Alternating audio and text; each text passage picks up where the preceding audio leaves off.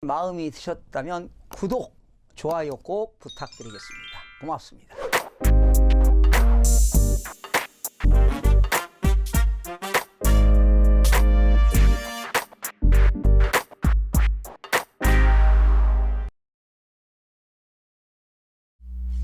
시청자 여러분들의 질문, 댓글들을 알아보고 김동수 교수님의 답변을 들어보는 시간, 무엇이든 물어보세요. 시간이 돌아왔습니다. 예. 교수님 안녕하십니까?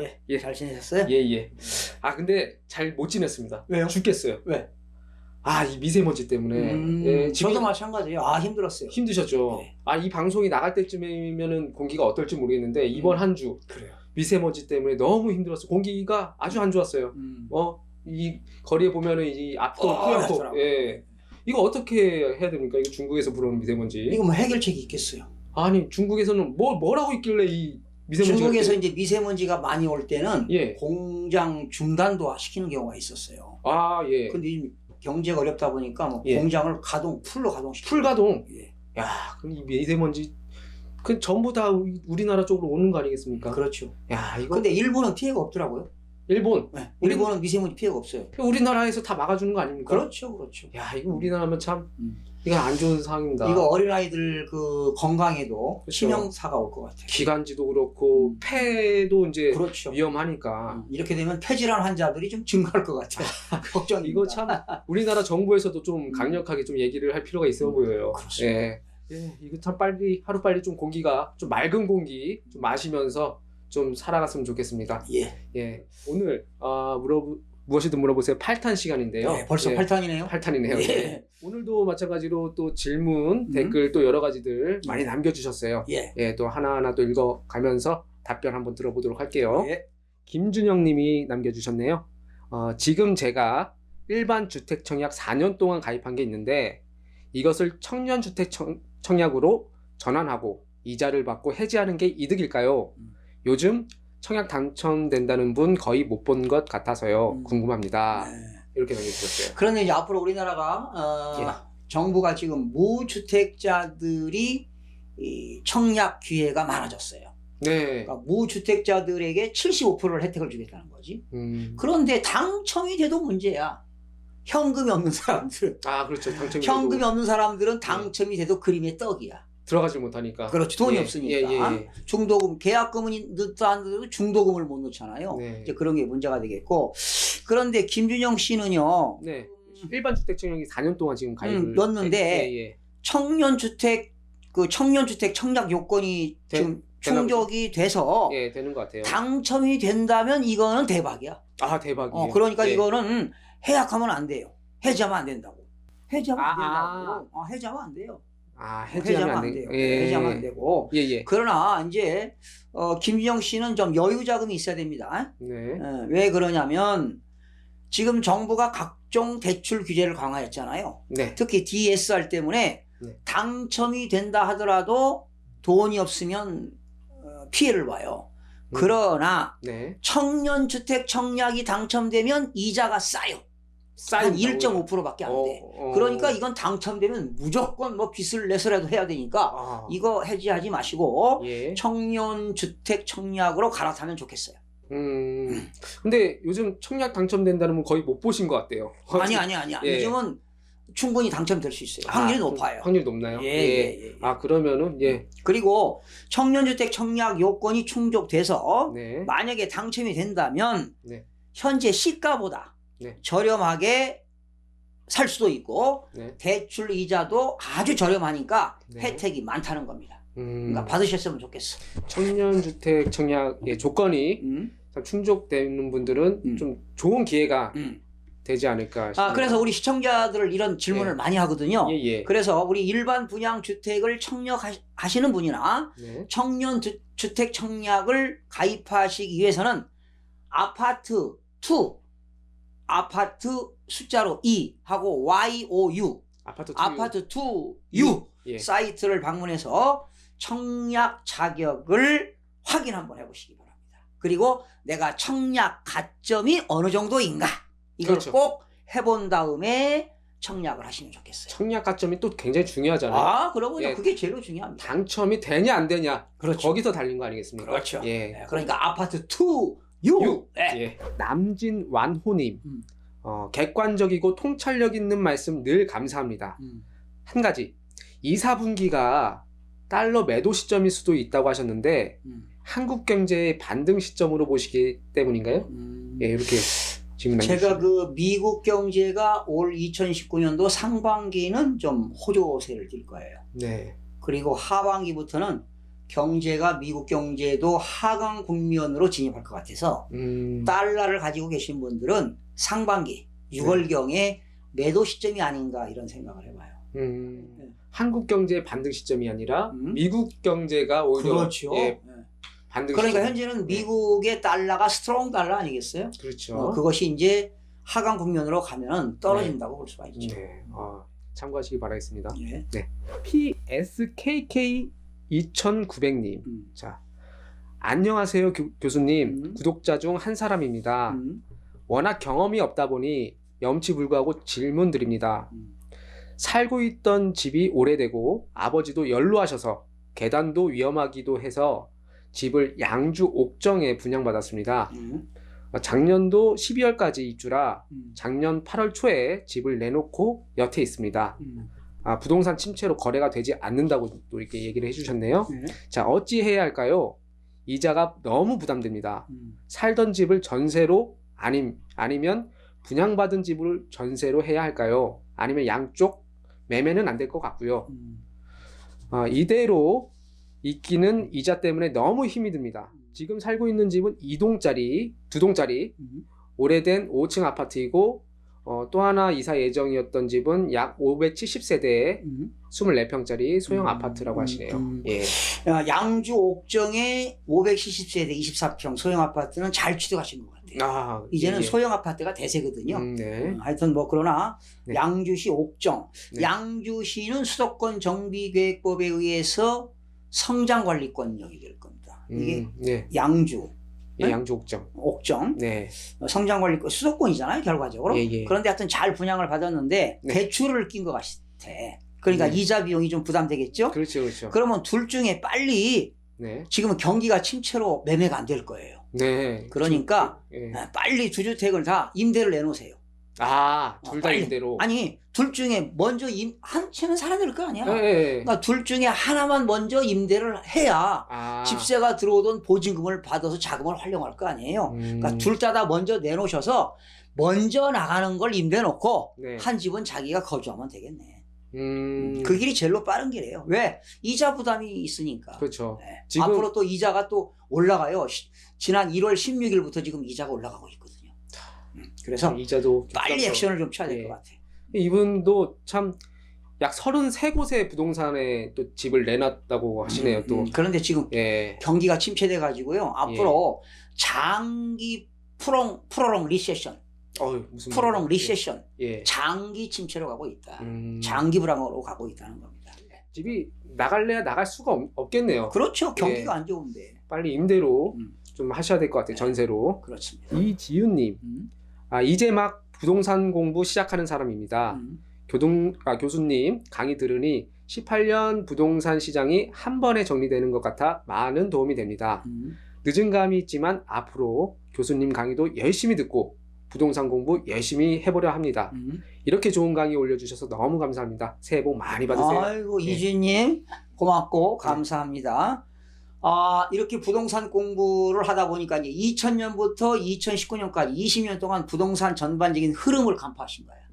열정적으로 공부하신 건데 이런 분들이 바로 성공해야 되는 거예요. 그렇죠. 노력에 대한 대가를 얻어야 되는 거 아니에요? 네, 맞습니다. 그냥 어떻게 과실을 따먹으려고 해요. 노력을 해야지요. 이주인님 정말 열정에 감사드립니다. 그리고 이분은 참 행운이신 게 이제 막 부동산 공부를 시작하셨는데 교수님 또 이 영상을 또 방송을 또 보고 계시니까 좋은 방송을 보고 계신 거예요. 시작을 참 잘하셨어요. 우리가 인생 살면서 또 누구를 만나느냐 이거 중요한 거 아니겠어요? 엄청 중요하죠. 이주님은 분명히 성공적인 삶을 살 겁니다. 성공하시기 바라겠습니다. 대마킹님, 다주택을 차례로 처분할 때 거주기간 2년, 가격 상승과 임대기간 가격 상승 양도 차익 구분이 될까요? 이제 앞으로 다주택자들은 불이익이 많아요. 네.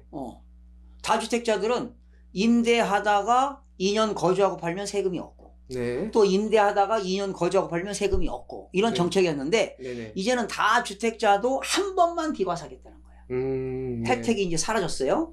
그랬을 때 양도 차익은 어떻게 구하느냐?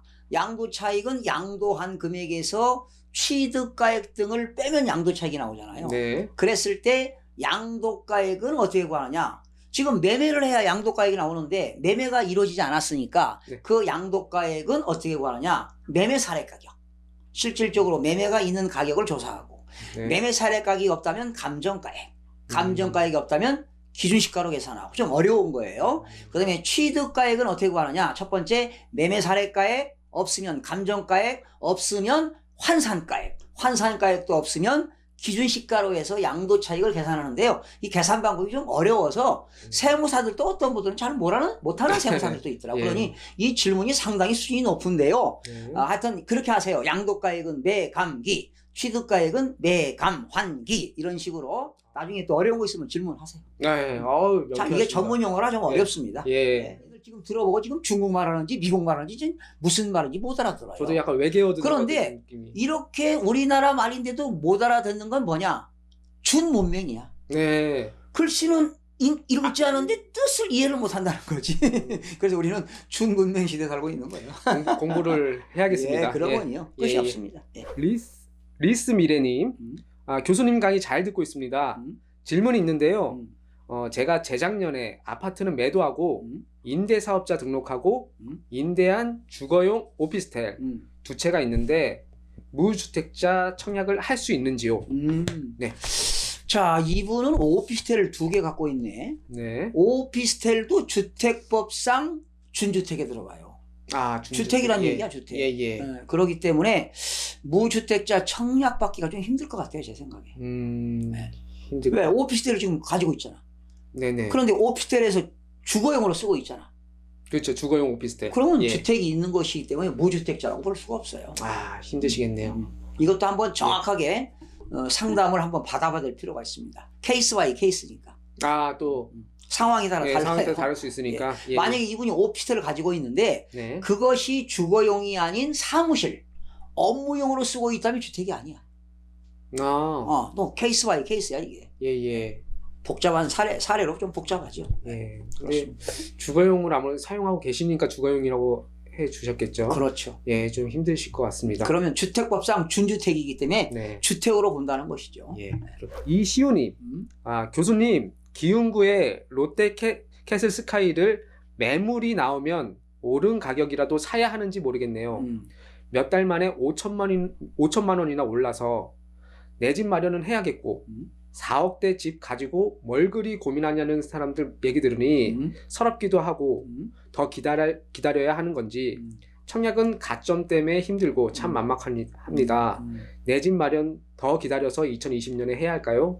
지금 기흥구가 용인시잖아요. 네네. 사실은 용인시는 좀 2018년도에도 가격이 상당히 많이 올랐어요. 이미 많이 올랐다고. 예.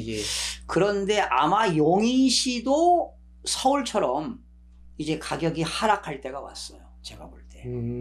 그래서 지금은 정치적, 경제적 불확실성이 확대되고 있기 때문에 우리 이시호님은 좀 관망해 보시면서 기다려 보세요. 지금은 전국적으로 아파트 가격이 지금 다 하향 국면으로 접어들고 있거든요. 그래서 언제까지 지켜보느냐? 지금은 상반기인데 하반기까지 계속 지켜보시면서 특히 기흥구의 롯데캐슬 스카이 아파트 가격 동향을 수시로 점검하시고 계속 지켜보세요. 그러면 언제가 저점이 올 거냐? 그 저점 때 매수를 해야 되거든. 그러니까 어느 날 갑자기 체크하면 안 돼요. 계속 주마다 가격이 나와요. 네네. 가격 뭐 0.05%가 하락한다. 0.01%가 하락한다. 이런 자료가 나오거든요. 그런 데이터를 가지고 계속 조사를 해보시면 본인 스스로가 지금은 저점이구나 하는 걸 스스로 느낄 때가 있어요. 그래서 기다려 보시라고. 계속 상반기 하반기를 지켜보시라고. 그러니까 이렇게 막 가격이 올라갈 때 매수를 하는 건 좀 위험한. 그렇죠. 그죠? 지금은 예. 아니에요. 약간 추격 매수 같은 느낌이죠. 예, 지금은 예. 전국적으로 가격이 하락할 때야 지금. 예, 하락할 때니까 좀 관망하셨다가 더 이제 내려갈 때 하반기 좀 더 보셨다가 저점에서 마련을 하시는 게 좋을 것 같아요. 네, 대박 원장님. 그럼 현재 제 명의의 아파트를 매도 전에 공동 명의로 바꾸면 절세할 수 있는 건가요? 매도 시 공동 명의 변경을 얼마 전까지는 해야 한다는 그런 기간이 정해져 있나요? 답변 부탁드립니다. 예. 남편하고 부인하고 공동 명의하는 변경은 기한이 없어요. 근데 만약에 우리 그 대박 원장님께서 이거를 매도하신다면은 부부 공동 명의하면 손실이에요. 아, 손실. 예. 손해가 크다고. 예. 그러니까 공동 명의하면 안 되고 어느 때 공동 명의하느냐? 최초에 부동산을 샀을 때 처음 공유지분으로 등기해서 양도하면 세금을 많이 줄일 수 있는데 중간에 공동 명의하는 건 바람직하지 않아요. 그런데 지금 공동 명의해서 바로 처분을 한다면 그건 손해니까 공동 명의 등기를 하지 말고 지금 처분해야 이익을 얻을 수 있어요. 굳이 지금 변경하시면 안 된다는 거죠. 안 좋겠네요. 그러니까 처음부터 공동 명의하게 되면 종합부동산세라든가 처분할 때 양도소득세 세금을 절세할 수 있는데 지금은 아니라는 거지. 공동 명의하면 안 됩니다. 네. 자, 다음 김별별님. 교수님, 문의가 있어 댓글 남깁니다. 중국발 금융위기 가능성이 있으면 달러를 확보하는 게 안전한 건가요? 하나만 소유하고 있어 변동적인 국제 환경이 신경 쓰이네요. 얼마 전 올리신 일문일답에서는 달러를 연초에 매도하시라 하신 것 같아서요. 답변 주시면 감사하겠습니다. 연초가 아니고요. 2019년 상반기라고 그랬어. 네네. 지금도 상반기지. 상반기죠. 그러나 이제 상반기 1, 4분기는 1월부터 3월, 2, 4분기는 4월부터 6월이니까 상반기는 6월 말까지를 기점으로 상반기라고 보는 거니까 조금 기다려 보시면 되겠어요. 그래서 제가 상반기에 처분하라고 그랬죠. 네, 그렇죠. 상반기 매도를. 그 이유는 미국도 하반기에는 경기가 이축될 것이다. 그리고 미국도 하반기에는 상반기보다 경제 성장률이 떨어질 거예요. 이건 뭐 무조건 맞는 얘기입니다. 무조건. 이렇게 확신을 갖고 얘기하시는 거는 좀 무조건 맞아요. 믿음을 가지셔도 될 것 같습니다. 지금 저는 경제를 미시경제와 거시경제를 동시에 연구하기 때문에 자신 있습니다. 나식 하마님.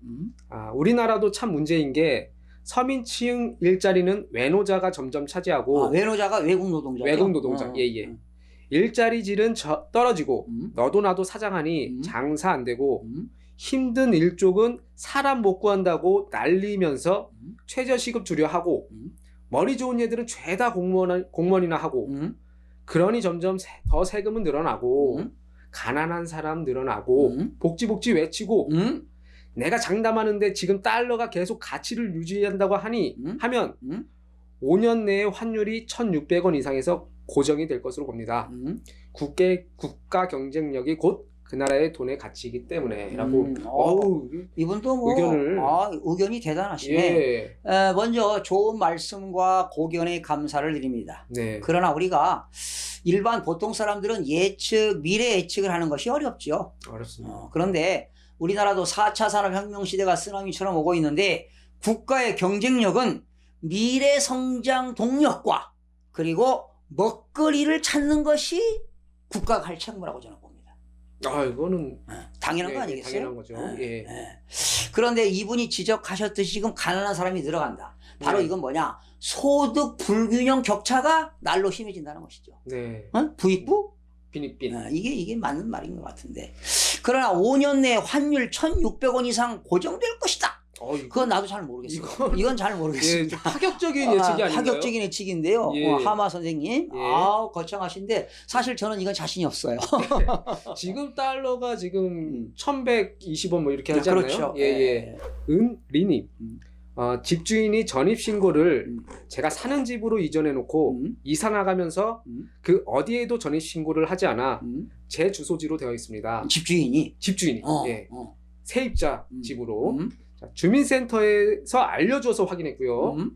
이런 경우 집주인의 주소지를 모르니 송달이 불가능한데 임차권이 등록되는데 얼마나 기간이 소요될까요? 이분이 이제 임차권 등기 명령을 하려고 하는구나. 임차권 등기 명령은 지방법원에 가서 하거든요. 법원에 가서. 이 정도는 한 2주일 정도 걸립니다. 2주일? 그러나 여러분들 임차권 등기 명령할 때는 등록면허세를 내야 돼요.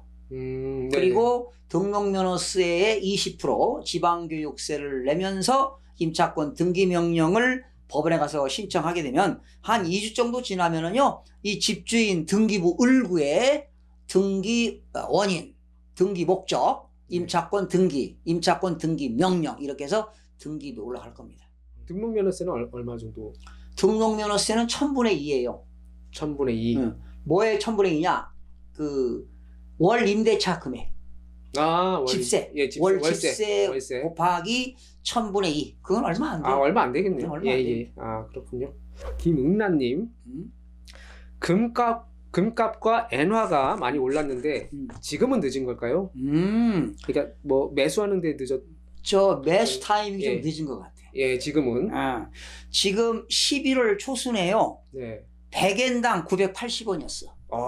그때 11월 초순에 샀으면 좋았지. 그래 내가 올 봄에 여름인가요? 제가 언젠가 우리 엔화 좀 취득 여유 자금 있으면 좀 여행 가실 분들은 엔화를 제가 사라고 권유한 적이 있거든요. 산 적이 있어요. 그런데 우리 집에서도 누군가가 우리 자녀들이 일본 간다고 하더라고, 우리 딸이. 그러시구나. 지난번에도 이제 여행 갔다 왔는데 그러면 여유 용돈 가지고 엔화를 좀 사라. 그때 가서 바꾸지 말고. 그래서 이번 여행 가려고 준비했는데 그 차액이 환 차익이 한 30만 원 벌었다고 하는 거야. 그래서 역시 11월 초에는 980원이었는데 그리고 2019년 지금 1월이었어요. 1월 초에 100엔당 1045원까지 갔어요. 1045원. 그런데 지금 오늘 현재 1025원 정도 될 겁니다. 1025원 정도. 지금은 좀 타이밍이 있어요. 그러니까 이제 이것도 여러분들이 지금 1045원대까지 올라갔으니까 그래도 1000원 정도 떨어지면 사야지. 지금은 좀 위험해. 지금은 약간 좀 고점이다. 그러나 앞으로 엔화도 강세가 분명히 오긴 와요. 오는데 뭐 어떻게 날짜를 정할 수는 없지만 리서치를 해야 돼, 본인이. 계속 100엔당 얼마가 되느냐, 원화가. 그래서 1000원 정도면 사면 괜찮을 것 같아요. 1000원 정도. 계속 일본 경제도 보고 우리나라 경제, 그럼요. 세계 경제를 계속. 그럼요. 일본의 그 주가도 좀 알아야 되고. 주가도 경제 시장을 참 아주 경제는 민감한 거예요.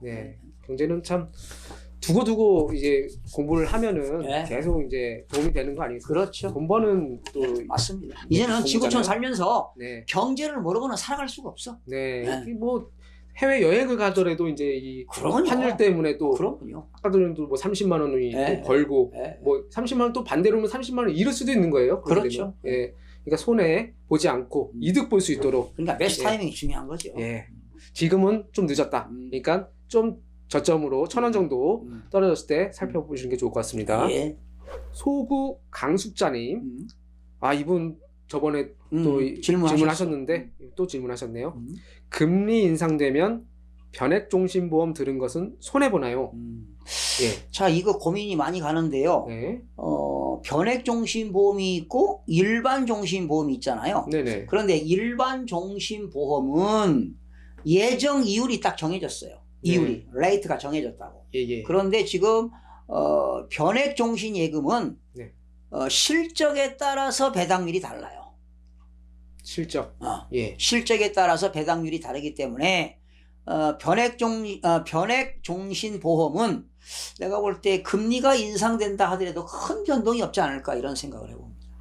이것이 답이다 이건 모르겠고 손해를 보진 않을까요? 않을 것 같아. 그러니까 이 실적에 따라 배당률이 다르기 때문에 큰 손해는 없을 것 같아요. 이제 보험까지 교수님한테 이제 질문이 들어옵니다. 그러니까. 교수님 또 보험 또 이렇게 전문가는 아니신데. 보험 전문가는 아니죠. 좀 부동산 경제 쪽 전문가신데. 그래도 이제 경제하면 포괄적이잖아요. 포괄적인데. 그래서 저도 이제 그 시청자들로 하여금 제 자신도 업그레이드 되는 거야. 이런 답변을 하면 공부해야 되지 않나요? 공부하고 또 연구하셔야 되니까. 그러면요. 우리 인간은 무덤에 요람에서 무덤에 갈 때까지 끝이 없어요. 네. 저도 시청자들 때문에 배우는 게 많아요. 배우면 끝이 없다. 예, 끝이 없습니다. 이게 재산 아니에요? 재산이죠. 뭐 네. 지식은 다 재산이죠. 그렇죠. 자산이고. 지식은 예. 재산이다. 예. 김서민님, 교수님 감사합니다. 질문이 있습니다. 10억을 저축은행에 예금 시 혹시나 모를 은행 파산을 대비하여 예금자 보호받기 위해서는 한 은행당 5천만 원씩 불편하더라도 일일이 각각 20군데의 은행들로 나누어서 예금해야 하나요? 그렇다면 관리 측면에서 어려움이 있을까요? 생각보다 관리가 수월할까요? 자, 10억이 있다면 예. 10억 원을 한 상호저축은행에 예금하면 큰일 나요. 네. 만약에 상호저축은행이 파산법에 의해서 파산을 했다. 네. 그러면 5천만 원밖에 보상을 못 받아. 5천만 원밖에. 예금자 보호법에 의해서 그것도 예금보험공사에서 5천만 원까지밖에 보상을 못 한다고. 그러면 9억 5천만 원 날리는 거야. 그렇겠네요. 작년인가요? 재작년인가 어떤 할머니가 평생을 모은 돈을 네. 어느 상호저축은행에 18억을 예금을 했어. 아하. 그런데 그 은행이 망했어. 그 17억 5천 날리는 거야. 우리는 이렇게 위험한 세상에 사니까 10억이 있다면은요, 예. 여러 분산을 해서 예금을 하시기 바랍니다. 왜? 일반 은행보다 상호저축은행은 이자율이 높거든. 그렇죠. 그러니까 예. 나이 드신 할머니, 할아버지들이 상호저축은행에 많이 예금을 한다고. 그렇죠. 그러나 한 군데다가 예금하면 위험하다고. 잘 모르시니까. 모르니까. 예. 그래서 반드시 좀 힘들더라도 분산해서 예금하시는 게 바람직합니다. 질문 좋은 질문이었네요. 예, 그러니까 예. 20군데 은행. 그러나 이제 그렇죠. 일반 은행보다 이자율이 높으니까. 예. 그렇습니다. 요즘 그게 재테크 수단이에요. 그렇죠. 이율이 계속 뭐 돈이 많으면은. 그러니까 자산을 지키기 위해서는 반드시 분산해서 예금해야 된다. 네. 분산. 20개 은행에 하면 어때? 관리가 좀 근데 까다롭긴 하겠네요. 뭐 통장 만들어서 가지고 있는데. 예. 그렇죠? 예. 질문하신 그대로 20군데 나눠서 예금자 보호를 관리 측면 어려울 거 없다고. 관리 측면 어려울 거 없습니다. 박병준님, 항상 믿고 잘 보고 있으며 지인들께 소개해주고 있습니다. 언론이나 부동산 업자들 대부분 자신이 이익에 맞게 왜곡된 정보를 제공 중인데 교수님은 진실되고 정확한 강의라 판단에 큰 도움이 되기 때문입니다. 박병준이 고맙습니다. 역시 정확한 진단을 내리시네요. 네. 현명하시네. 진짜. 그렇죠. 교수님은 굉장히 객관성 있고 투명성 있는 이런 정보들만 이제 이렇게 제공을 해주시지 않습니까? 그렇습니다. 왜곡된 정보가 전혀 없습니다. 역시 박병준님이 그 사리분별력이 강하시야. 통찰력이 있다는 거 아니야? 대단하십니다. 자, 모니카 선임, 선생님 강의 감사히 잘 보고 있습니다. 제가 요새 관심 있는 부분을 질문 드리려고 합니다. 서울이나 주요 도시 전망은 많은데 저는 강릉에 살고 있거든요. 강릉에 대한 전망은 올림픽 이후엔 말이 없더라고요. 평창 동계올림픽 때문에 강릉 집값도 많이 오르고 새 아파트도 하나둘 들어서고 있는 가운데 비싼 새 아파트를 사야 하는 것이 맞는지, 비교적 저렴한 아파트를 사야 하는 것인지, 아니면 전세나 월세로 관망해야 하는지 궁금합니다. 평창 동계올림픽이 특수로 가격이 상승한 것은 지속적인 상승이 아니에요. 그렇죠. 잠깐 반짝인 그런 일시적인 상승으로 보는데 사실은 지역의 특성상 인구가 유입되어야 가격이 상승하는 건데 강릉시도 인구가 유입되는 지역이 아니에요. 그러나 이제 같은 강원도라 하더라도 원주시는 기업 도시이면서 혁신 도시이기 때문에 인구가 10만 명이 유입됐어요. 그런데 춘천이라든가 강릉은 인구 유입이 안 되기 때문에 가격이 상승한다고 볼 수가 없습니다. 그래서 지금 강원도는 거의 전국 강원도 지역은 미안한 얘기입니다만 강원도 지역은 거의 아파트나 주택 가격이 2019년, 2020년 계속 하락세를 유지할 겁니다. 야, 그러면은 지금 새 아파트가 지금 들어서고 있는데 쏙쏙들이 요 지금 비싼 아파트 시세도 떨어지겠네요. 계속. 그렇죠. 그러니까 지켜보셨다가 좀 가격이 떨어졌을 때 좀 미분양되고 말이죠. 미분양이 속출돼가지고 가격이 떨어졌을 때 마이너스 프리미엄일 때 그때 들어가는 게 바람직할 것 같습니다. 야, 그러면 지금 어쨌든 관망하시는 게 좋을 것 같습니다. 이분도 단골이세요. 100억 푸슈기님. 예. 교수님 안녕하세요. 지난번에 상담했던 푸슈기입니다. 첫 번째 주택 조정 대상 지역 2013년도 분양받은 아파트 거주 중 양도세 5년 면제 혜택 농특세 20%만 내면 되고요. 잠깐만. 예. 이렇게 이제 조정 대상 지역이지만 국가가 분양을 하신 사람들한테는 혜택이 주는 게 있어요. 네. 여기 양도소득세 5년 면제 이런 혜택이 있다고 그랬는데 네네. 바로 조세특례 제한법이야. 팔아도 네. 세금이 없어. 그러나 농어촌 특별세만 내는 경우가 있어.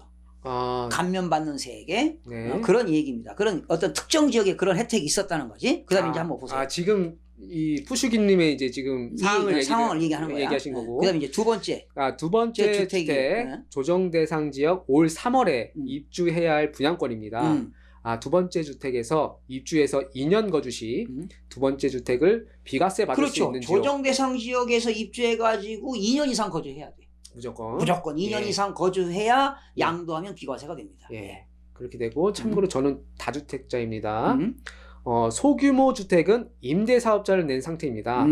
그리고 5년 양도세 면제 주택은 5년 후에 매도해도 두 번째 주택 비과세 받을 수 있을까요? 감사합니다. 새해 복 많이 받으세요. 이제 임대사업자 비과세가 줄어들어요. 예. 그래서 두 번째 임대주택이라 하더라도 임대하고 내가 거주하는 주택은 한 번만 비과세야. 한 번만.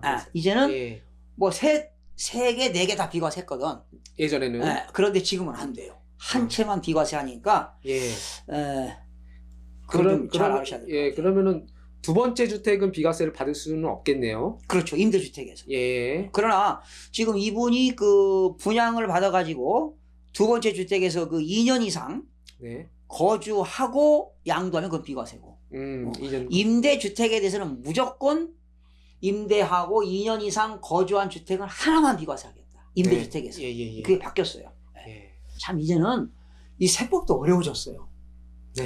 그러니까 이 상황에 따라서 잘못 의사결정하면 손실이 많다는 거지. 그 상황을 잘 보고 내가 어떤 상황인지 좀 파악을 하고 이제 의사결정을 해야 될 것 같아요. 그렇죠. 근데 한국 사람들은요, 꼭 사건 저질러 놓고 팔아놓고 물어봐. 그러면 안 돼. 의사결정 하기 전에 전문가한테 상담을 하고 의사결정해라. 충분한 상담을 이루어져야 될 것 같아요. 계속 바뀌니까요. 이런 것 같은 게. 김영선님. 국민을 위한 경제방송 감사드려요. 더욱더 국민에게 봉사한다는 각오로 열심히 해주셔요. 교수님 감사드려요. 가슴이 시원해요. 건강하셔요. 감사. 아이고 김영선님 고맙고 감사합니다. 열심히 노력해서 여러분들 성원에 잊지 않고 최선을 다해서 보답하도록 하겠습니다. 이런 또 이렇게 방송을 하면 할수록 이렇게 감사하다는 댓글들이 많이 늘어나고 있어요. 그런 데서 보람도 느끼는 거 그렇죠. 아니겠습니까? 교수님이 그래야지 또 점점 더 좋은 방송 또 할 의욕이 생기지 않겠습니까? 그렇죠. 감사합니다. 최준원님, 제가 교수님의 딴 강의도 들었는데 부동산 경매는 하라고 했는데 부동산 빙하기가 오면 경매도 위험한 거 아닌가요? 보니까 12월 27일에 2019년 부동산 경매 시장 전망에 대한 방송을 하셨어요. 거기서 이제 부동산 빙하기. 자, 부동산 빙하기가 오면 부동산 경매는 낙찰자 입장에서는 더 좋아져요. 왜 그런지 아세요? 낙찰 가격이 떨어져. 낙찰률도 떨어져. 그리고 응찰자도 경쟁이 적어. 그래서 이게 부동산 경매하시는 분들은 부동산 빙하기에 잘 좋은 물건을 잡으면 이게 대박이라는 거예요. 기회가 될 수 있는 거군요. 그렇죠. 기회가 될 빙하기 시기에. 그렇죠. 그런데 싸다고 아무거나 받으면 안 돼. 그렇죠. 그것도 물건 분석도 충분히 하셔야죠. 그러면요. 입지 분석, 물건 분석, 법률 분석, 지역 분석, 수익 분석 이런 것 완벽하게 해야 돼요. 참. 그러니까 법률적 검토, 행정적 검토, 경제적 검토 이게 퍼펙트하게 이루어졌을 때 많은 수익을 창출할 수 있는 거야. 교수님도 전문가시기 때문에 언제든지 문의하시면 제가 답변 드리겠습니다. 좋은 받으셨던 물건이 있거나 그러시면은 상담을 요청해 주셔도 될 것 같습니다. 수선화님, 마지막 댓글이네요. 그래요? 1년 만에 3억이 오른 집값이 빙하기에는 다시 3억이 빠져서 원위치 될 확률이 있을까요? 있을 수 있어요. 예, 현재 오른 집값에서 2억이 빠진다고 과연 그게 하락, 빙하기일까요? 해석 좀 부탁드립니다. 그러니까 3억이 올랐어요. 올라서 2억이 빠졌어요. 이게 과연 빙하기인가? 그건 아니고 3억이 올랐으면 예. 3억은 기본으로 떨어지고 기본으로 예. 예. 그 인상되기 전 가격 이하로 하락하는 것이 그게 빙하기. 그게 빙하기지. 야, 그러면은 예. 원위치 될 확률은 거의 뭐 다분하고요. 그렇죠. 예, 빙하기라고 말씀하신 거는 더 빠진다. 네. 예, 제가 2018년도 기억하기는 6월 4일로 기억하고 있습니다. 제가 숫자 개념이 좀 강한데 야, 6월 4일 날 네. 이런 강의했어요. 2019년도 네. 부동산 경제위기 온다. 아, 했는데 지금 왔잖아요. 예, 왔습니다. 그러니까 제가 2018년 6월에 제가 방송했다니까. 그런데 왔잖아, 빙하기가. 예측이. 네. 이거요. 무슨 뭐 어떤 분들은 점쟁입니까? 그런 거 아니에요. 이거 늘 학습을 통해서, 네. 연구를 통해서, 그리고 이런 도표에 의해서, 과학적인 분석에 의해서, 이런 데이터에 의해서 예측하는 거죠. 그렇죠. 그냥 때려 맞히는 거 아니죠. 절대 아니죠. 이건 뭐 절대 아닙니다. 충분한 학습을 통해서 그럼. 연구도 열심히 하시니까. 그래서 이제 말씀하신 예. 교수님이 이렇게 예측하는 거에 대해서는 섭불리 말씀을 하시지 않습니다. 예. 다른 이제 뭐 부동산 뭐 업자나 소위 말해서 약간 꾼들 있지 않습니까? 예. 그런 분들은 이제 방송에서 뭐 이게 좋다, 뭐 이거 사야 된다 지금 이런 말씀 많이 하시는데 그런 거는 사실상 과학적이지 않고 그렇죠. 예? 일시적인 거지. 네네. 충동적이고. 근데 교수님은 이제 충분한 학습을 통해서 이제 예측을 하시는 거는 그런데 수선아님은 지역이 어느 지역인지 좀 궁금해요, 제가. 예. 서울을 사시는 것 같아. 뭐 3억이 올랐니 빠졌니 하는 거 보니까 3억이 오르고 지금 전국적으로 지방은 충청도, 경상도 이쪽 지역은요. 네. 1년 6개월 동안 지금 계속 부동산이 하락했어.